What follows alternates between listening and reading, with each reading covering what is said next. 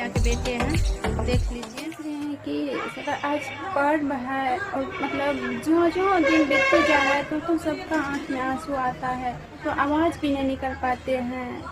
चलिए आज हम देखते हैं, अभी बरामदा पे भी मम्मी सब है और गांव की दीदी सब भी आई हुई बैठी हुई है, वो सब भी अपने में बात कर रहे हैं। आज काश छोटू रहता तो आज कितना खुशी रहता है।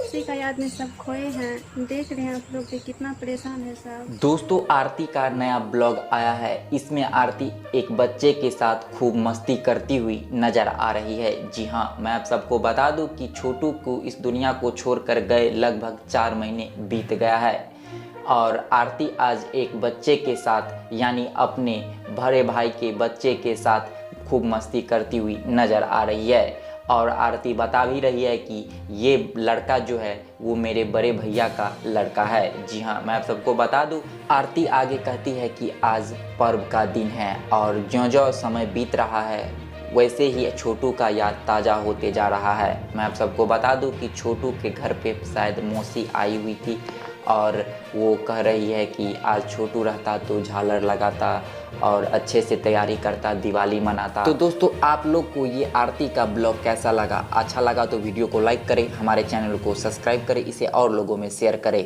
धन्यवाद।